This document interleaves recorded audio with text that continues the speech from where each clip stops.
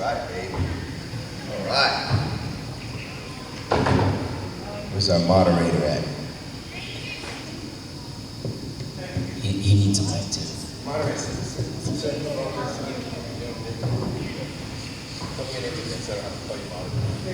Daniel. Daniel, aka Battlestar Galactica. Daniel. Damn it, Daniel. Hello everyone. Welcome and thank you for giving your time and support for such a very important and impactful film. I have to start off even before this. What was your driving force to get this out? Help the world kind of understand why 1521 is important. Well, I'll just start with the driving force, and honestly, it actually stems from characters that we have right here, Hector and myself. Our personalities come because our culture was a unique culture. You know, we're a culture of eating and laughing and family and brotherhood and getting together. And I always was interested in, like, growing up in two different families. I had an all-white family and I had an all-Filipino family. And they did stuff different.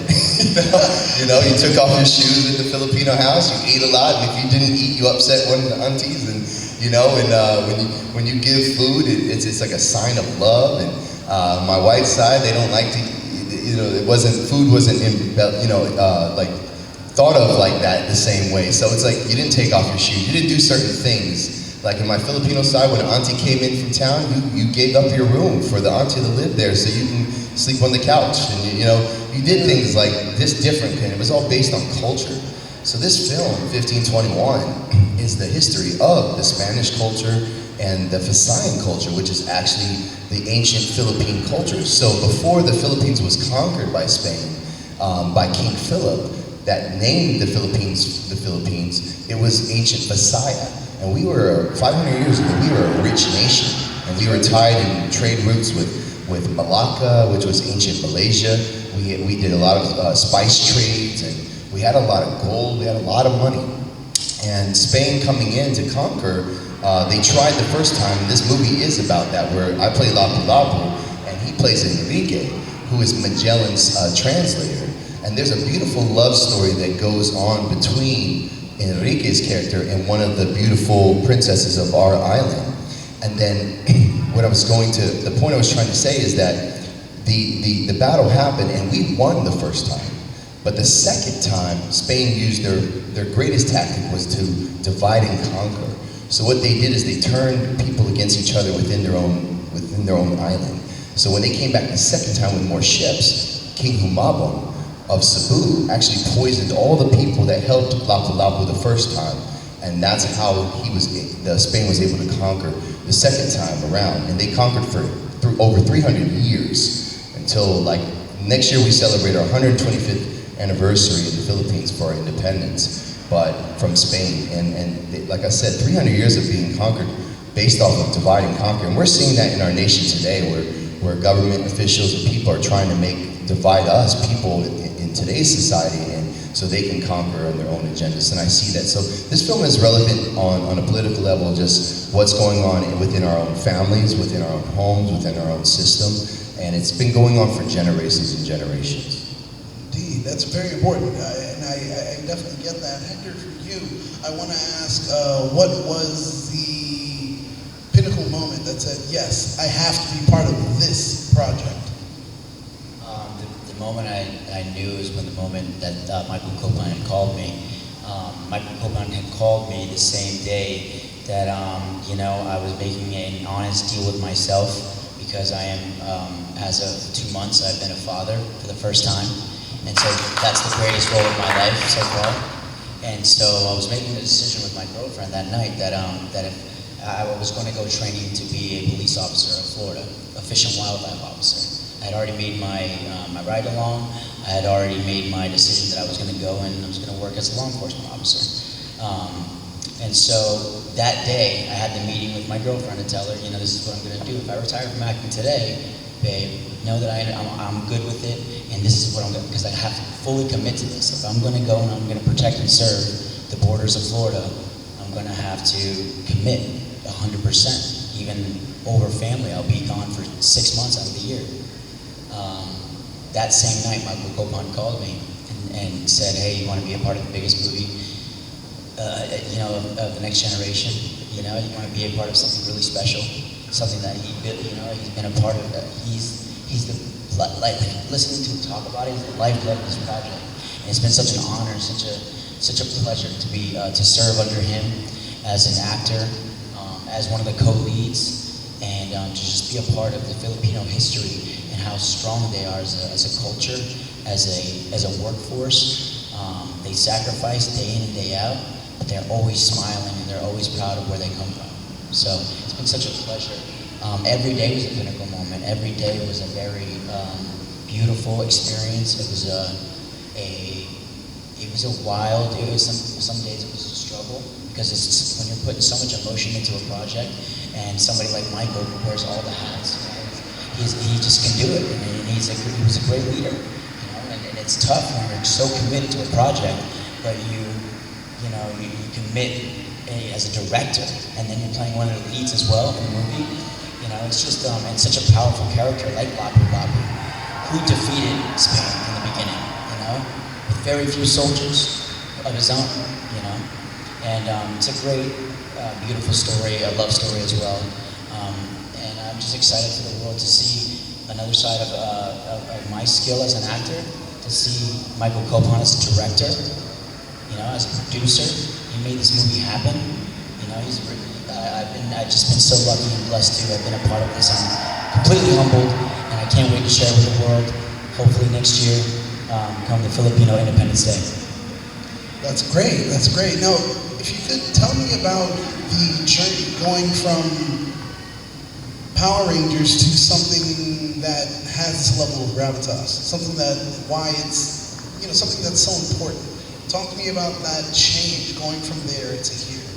Yeah, I'll just say, I've been wanting to do a project regarding the Power Rangers for years, and it's something I'll probably eventually do, but this has been a passion project of mine since 2007 or 8. I've heard about Lapu Lapu for the first time, and some things happened to where I was able to probably make it this year, and it actually did happen. And I was like, wow. So I just went full force into this, and going from a Power Ranger to this, I think the most exciting thing that calling Hector and said, "Hey bro, we're two Power Rangers about to do a project that's not Power Ranger related." Yes. How cool is that? Come Morphicon, come all these Power Ranger, events we do. We're going to talk about a project that we did that's historic, that has nothing to do with Power Rangers, but Power Rangers is the reason why we can do it. Exactly. So saying last night when I got... Thank you everybody for joining. No, thank you guys for joining. Yeah, thank you for joining everybody. Come on. Everybody just walked in. Thank you. Come on in. Hey, come on in and listen to Hector and I got some stuff we're talking about. Come on in. Michael Copon can sing too. I'll dance. Hey, Michael Copon and Hector David's in here. Come on in. What's going on? Come on, bring it in. Before you spend your money, come in here for free. Come on in. We're coming. So that's also something. Once again, we're talking about dance, being able to sing, etc., etc. You guys have the gamut kind of full of what you can do. Was there any idea or choice to kind of highlight those talents within the film at all? Oh yeah, I made sure and highlighted so much of Hector's ability to flip, and so his character is so humble, and I don't want to give too much of the movie away, but his character is so powerful. I wrote him as an archetype of the Messiah himself, Jesus. So there's a Christian undertone like Hacksaw Ridge in this, but it's not a Christian movie. So it actually touches base on all spirituality. So love is the most driving force that connects us all, and that's what the film's driving force that preaches is love. Love is the one connection that connects us all, no matter what religion we believe or what our political view is. Love is the one connector that connects and heals us all. No matter what problems we're going through, what pain we're going through, that ability to love is the one thing that can actually heal everything. And that was the basis of this movie. And his character actually, he doesn't want to fight. us, our people. He grows to love our people. If you've seen the movie Avatar, it's very similar and parallel to how the main character fell in love with the island and the people of the Avatar movie. It's very similar to that, where he didn't want to fight us Mactan warriors. But we showcase all his flipping skills and ability to dodge and move, he's dodging bullets and dodging swords and kicking guns out of people's hands. And it's so cool watching Hector do his thing still to this day. I first saw him do it at a Comic-Con. He's flipping over kids, and we would go to anti-bullying rallies, and he'd be doing that too. So I knew for a fact, I said, I gotta make sure and put this in the movie. And we did. We showcased a lot of his abilities in the film. And he is the lead with the main character. You guys don't know her today, but her name's Bea Alonzo. So she's the biggest Filipino star in the Philippines. If you follow her today, she's got like 12 million followers on Instagram, but in the Philippines, she's like the biggest star there. Almost like a Julia Roberts or Scarlett Johansson of the Philippines. And I didn't even know who she was until I did this film. But he acts right alongside her as the lead actor, because it is a love story first in the Battle of Mactan with Magellan and Lapu-Lapu. And just the people that are just joining, the guy we got to play Magellan is Danny Trejo. You guys know Danny Trejo? Hey, Machete! So in the real life story, Magellan had a translator named Enrique. Enrique was a slave that he took from Malacca. Malacca, of course, was ancient Malaysia, so it was a really rich nation with spices, and he took Enrique to be his translator, because Enrique could speak all these different languages. So that connection of the Messiah archetype, I had his character. You guys seen the movie Book of Eli with Denzel? So you remember how he memorized the Bible, right? So I had his character, in a sense, memorize the word. So he was pushing Catholicism for Spain, but he actually read the Bible. But he was seeing correlations with Jesus in the Bible, and then these Mactan people who have never read the Bible. But they're living the life of Jesus, healing people, healing the sick, living with love, and turning the cheek against people coming against them with anger. So he's like, why are you guys living more of this word than my people that are trying to push this God and conquer for gold and prosperity? Because during that time, before the Protestant movement, you used to be able to buy your way into heaven through the Roman Catholic Church, right? Some people were like, yeah, you want to go to heaven? That's like $100,000, baby. So that was what was going on during the time. And so that's why his character was such a pinnacle character in the movie. Hector, if you could talk to us about that whole kind of departure from what people know you as and to what you are doing in this film. Tell us a little bit about the journey from you personally. Yeah, I think I've been really blessed to make a lot of my own choices in my work. In the few times I've been led astray and maybe have done, but I've always been able to do the projects that I want at the end of the day, and that have come to me. And this is a project that not only I did not have to. It was when Michael Copon called me and said, "You have to play this role is written for you. You have to play this role."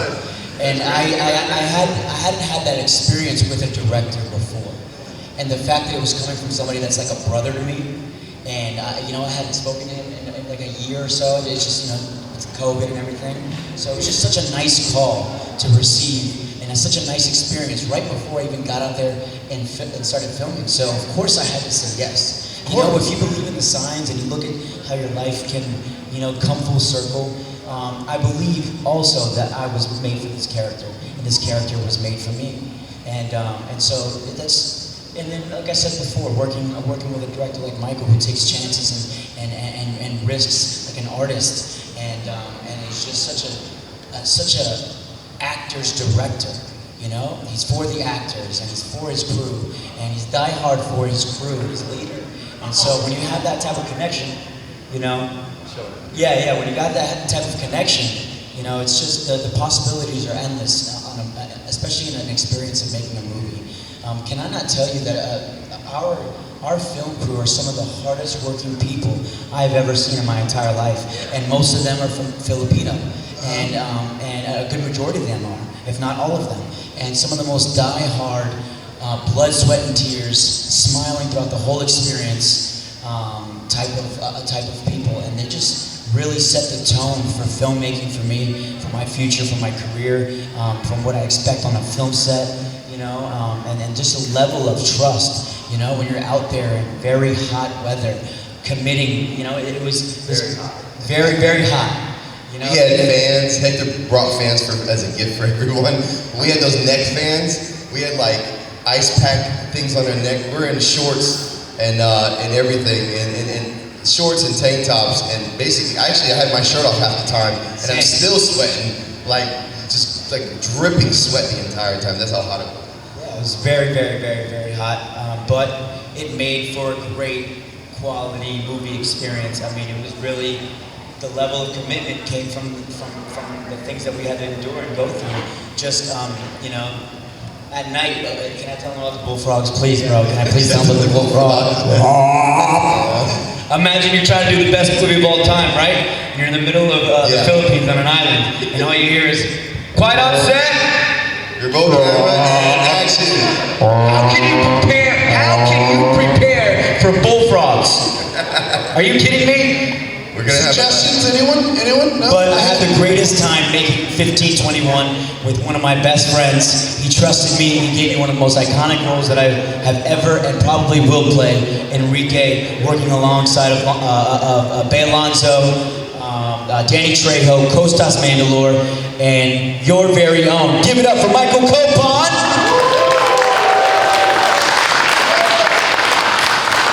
Very proud of you, buddy. Very proud of you. Thank you for taking me on this journey with you. Of course, man. And I can't wait for the world to see it. Power Ranger fans are the best in the world! We do have a few more moments left. Does anyone have any questions? No questions concerning everything? Guys? So we plan on bringing it out June next year, which is the 125th anniversary of our independence in the Philippines. So we're planning on bringing it out then. It's going to be a very aggressive post-production situation. We're gonna try to bury through. But yeah, one last thing about the film. Yeah, make sure you guys just. I want really people that like to push it out on a different level. I know it's not a Power Ranger related, but the reason why we did this panel is to show this. It's two Power Ranger hearts that came from this journey. And if you guys saw my panel last night with Time Force, I did get emotional when Iris came on stage because, you know, they did give me my start. And I thought about them when I was directing. When I had 250 people, I'm directing on set, and I'm controlling this entire set because Power Rangers gave me my start. So we're here because you guys have watched us, you support us, and now I'm a director and a father. We're both fathers, and now I'm a director. He's got, literally, this is one of the most iconic roles. This is gonna open up so many doors for him outside of Power Rangers. You know, where we're hoping to be doing movies that are true life stories about the history of Spanish, like I was telling him, he's got some great stories too of where he's from in the Dominican Republic, like people of the Philippines. There's so much history that was not told correctly. Most people don't know Magellan died in the Philippines, much less, you know, was conquered by a Filipino or a Visayan of that time. So please push this movie out with the passion that we have towards it, that we need to get history out and told correctly. Because I think that we're told a certain thing here in America, but it's not always correct. And that's what the purpose of this film is, to kind of actually tell the truth of actually our cultures. So everyone here that is on the same level of that, please support me on that journey, and I'll continue to bring stories to life because of you guys. And I love you guys so much. That's also something that's very interesting. I just want to be able to bring that up. Being able to speak truth to power in that way, because there's so much of a watering down of the history, because it's who essentially wins the war or is known for winning the war. It's their story, history. And for you to be able to speak the truth of what it actually is, I understand that has to be important for you. And tell us a little bit about just the challenges, being able to do that, knowing where your line is of Challenges, how much you can tell. Yeah, challenges. So when I saw the movie Braveheart, I watched that movie. Like I heard a lot of you guys watch our series every year. I watch Braveheart every year. When I watch that movie, when he screams freedom, I cry every time. Like, and judge me if you want, but it's the movie that gets me ready to conquer all my goals and my dreams in life. I love, Mel Gibson directed, he acted and starred and produced that movie. This is my Braveheart. Lapu Lapu was our William Wallace. Like, he created freedom for my people.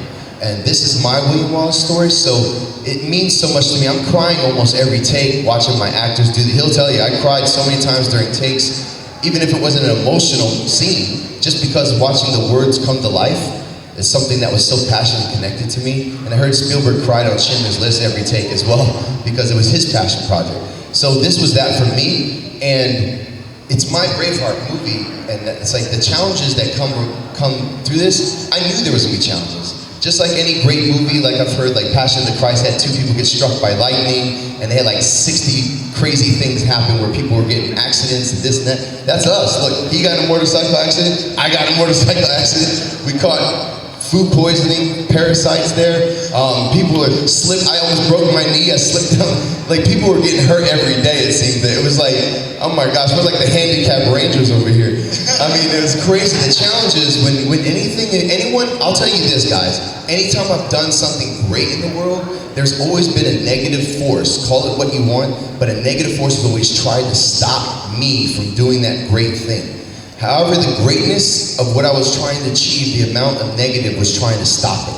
It's the same thing, there's a thin line between love and hate. So I always tell people, when you hear people get a divorce and they're so proud that they're free and they hate their ex-wife, it's because they fully love them to that extreme at one point. They don't want to admit it, but they love that person. They're too prideful to admit that they actually miss that person, right? So the same amount of love and hate exists. If you don't hate someone that much, you didn't love them that much. If you can easily lose someone in your life, you didn't really love them. So the same time, however great this project is and will be, and I know it will be, because I went through the most strenuous pain and sacrifice to make this project happen this year with so many different things. My wife and I had the amoeba parasite. We're 5 days in the hospital, almost on our deathbed. I mean, this is the first time I haven't even talked to my mom in 30 days because I was that busy. Not even a text, because I was just so busy with everything. Like all these people were getting sick, hurt, this and that. So just tell you guys in life, challenges will come, but it will always match the greatness that you're trying to achieve.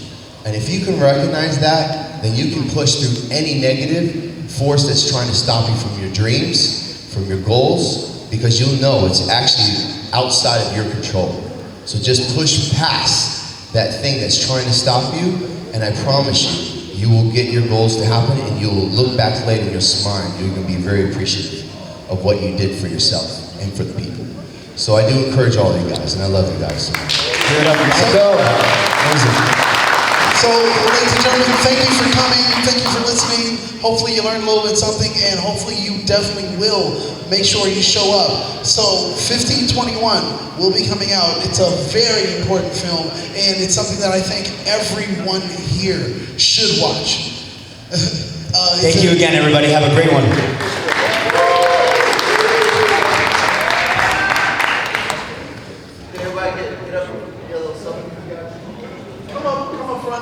Get a little bit closer, make sure you're in there. Everyone here?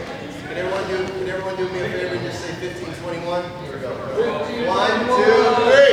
1521! All right, cool. Thank you, guys.